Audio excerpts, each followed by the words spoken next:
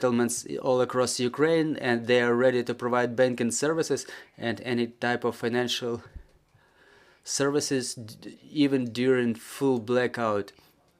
So talking about those complicated electric power issues, the access to the banking products will be provided to all the citizens of Ukraine. Ms. Olena, recently we had a meeting with the we had representatives of Ukrainian business visiting us, and they mentioned that one of the main problems that our businesses face now is the problem of lending, the absence of free funds which could be provided by the banking system and the state as well. So in that area, what's the situation with the lending and deposits? What's your evaluation of this situation? What are the prospects of development of this situation? What are the prospects for the businesses this year? Well, really, from the beginning of the war, there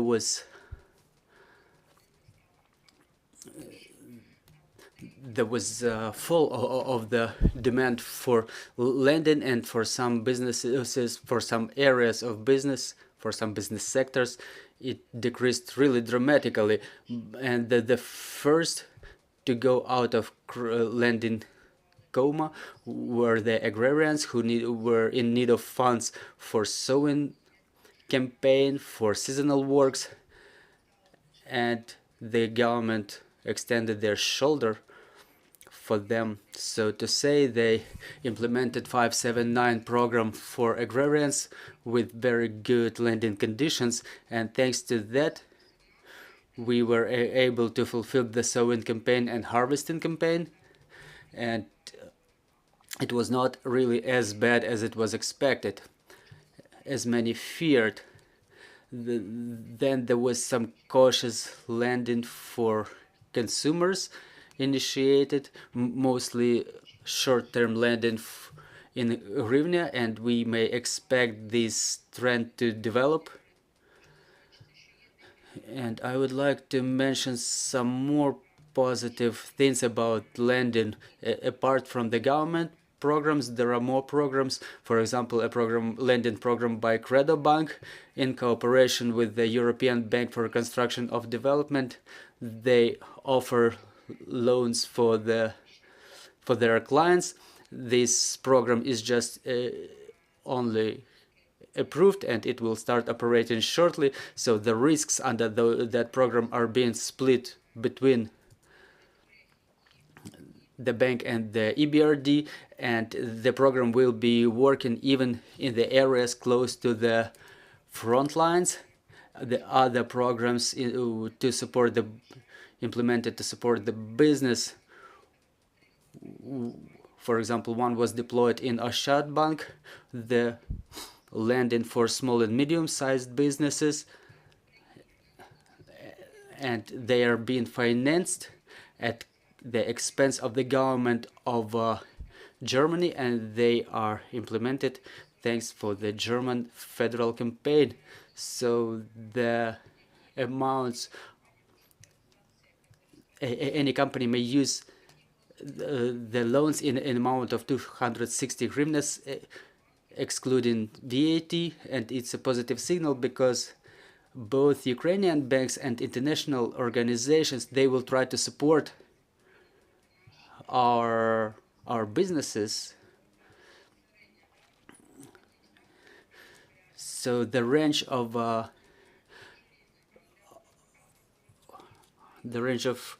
interest will be from 0% for the agrarians up to 30% for the microcredits for the small enterprises.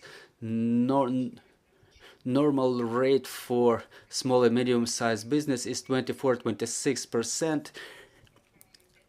And however, the demand for such loans is obviously not too big, and many businesses would rather resort to 579 program.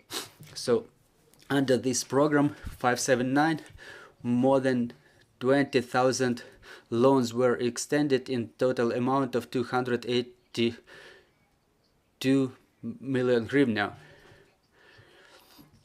mortgage is in not so big demand for the time being. There is a special rate program where the mortgages are extended at 5 to 7% interest rate, and 1,128,000,000 hryvnias were extended in loans for the families of mostly military servicemen and law enforcement servicemen. The demand is still not so big, however, there is a trend for the growth of demand for such loans. As to the deposits, we fulfilled a lot of studies which show the trust of Ukrainian population, and if there is such trust, so who are the most trusted banks? The deposit base expanded almost 30% last year, and we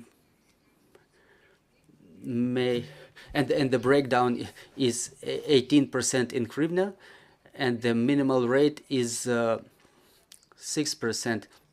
So the best advice is to talk to a manager with the bank and to pick something that is most suitable for this or that consumer. Upon initiative of the president last year, the government undertook the responsibility of 100% guarantee for all the deposit, which resulted in expansion of deposit base. Ms. Olena, getting back to the mortgage, we understand that recently there was a law adopted 7998 as to the reimbursement to our citizens for the destroyed property, the property destroyed by the occupiers. Soon this program is about to start working. Is our banking system ready for that? We understand that it will most likely result with the demand for mortgage to increase sharply. Really, the banking system really supported that law, with the only condition that the banks will understand the mechanism for reimbursement of their costs, because we all understand that we need to help our citizens, and that obviously we don't need to pay for something that doesn't exist anymore, and there is certain mechanism how to submit the paperwork through DIA application to sign up for the program. We already have more than 300,000 such applications. However, it would be impossible to solve the problem only at cost of the banks, because the banks will simply not lend the people, and the banking system, I mean the commercial banks, they are very meticulous in following how this mechanism will be implemented for the banks and what will be the details of this mechanism. Well, the banks create reserves for such lending, which will influence their liquidity, their capital, and we have to understand how the expenses of the banks will be compensated. So this is something that we discuss with National Bank of Ukraine, with the government, and hopefully there will be a mechanism found at cost to compensate it for at cost of reparations or at cost of the funds which were confiscated from Russian Federation abroad. But it requires additional political decisions, and those who were active in lending, they see the decrease of demand for lending almost 4 times. And among those banks who were actively lending for mortgage, for them the compensation will be the main issue with regard to their participation in the program. And obviously I would like to ask you about the forecast for the rate of hryvnia this spring. We see that the hryvnia strengthened against dollar, will we keep observing the same dynamic? Well, the rate is still stable, and we hope that shortly there will be no drastic changes to the rate. The National Bank adheres to the policy of the exchange rate and fully covers the deficit for hryvnia with interventions. It's about which amounts to the expense of $3 billion per month. Obviously, the international help is bigger than those demand, and our currency reserves currently reached $30 billion in January, and they are above the level before the full-scale invasion of Russia into Ukraine. And the key question, what will dollar cost in spring?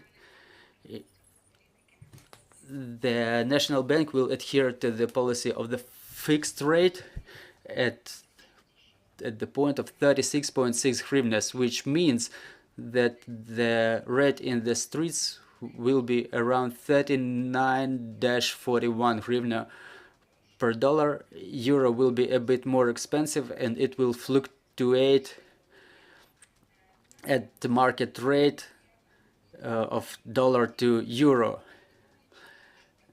And the difference between the official and so-called street course is due to complicated logistics and administrative burden.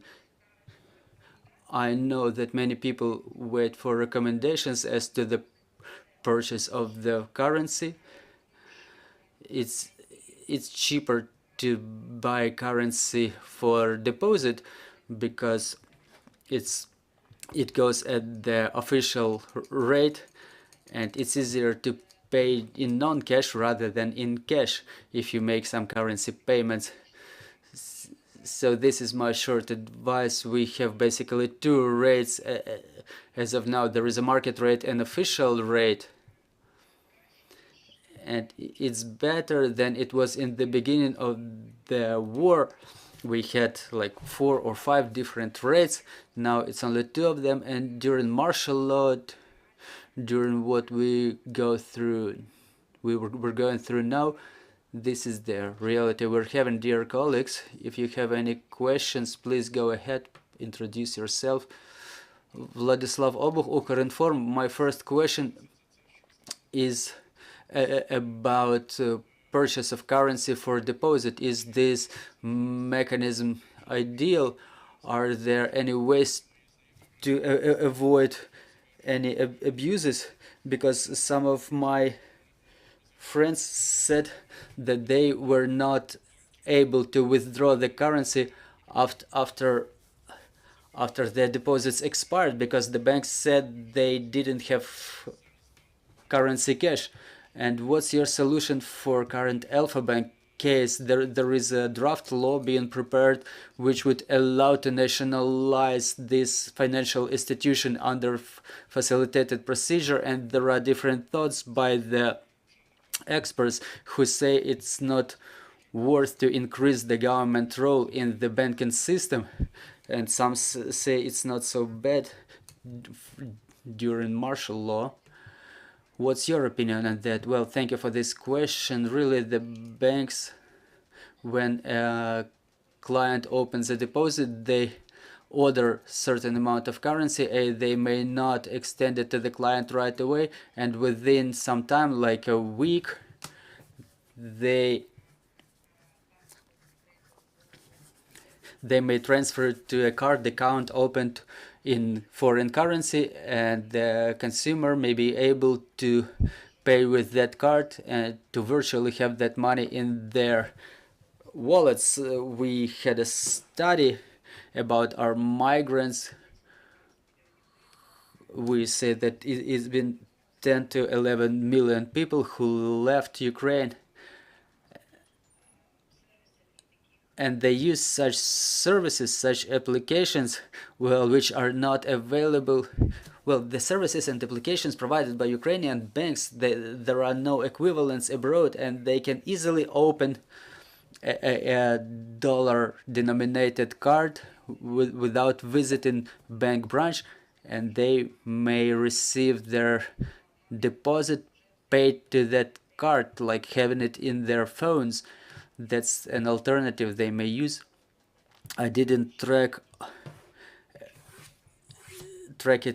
this issue all across the system, but it's but I don't know about such cases, and I don't think there may be a practice of some severe abuse, maybe not on that very same day, but you know, it's war going on, and sometimes you have to wait. And as to the Alpha Bank, your second question, we are following those news for more than a year, and there is a couple of scenarios, and I think the state will undertake the most feasible resolution. And because it's a systemic bank with more than 5,000 Ukrainians employed there, and we should base our decision on keeping the money to the most extent possible, because there is a lot of deposits in there, and so that none of the clients of the bank, of the individual customers, feels any negative consequences. But it's more a question to the regulator and to the bank itself. Dear friends, are there any more questions left on the floor? Well, now that we don't have any more questions on the floor, I want to thank Miss Olena for joining our broadcast. I'm reminding you, joining us was Olena Korobkova, the chair of the Independent Association of Banks of Ukraine. Our team is working on our schedule for tomorrow. Bear with us, trust in our armed forces, and glory to Ukraine.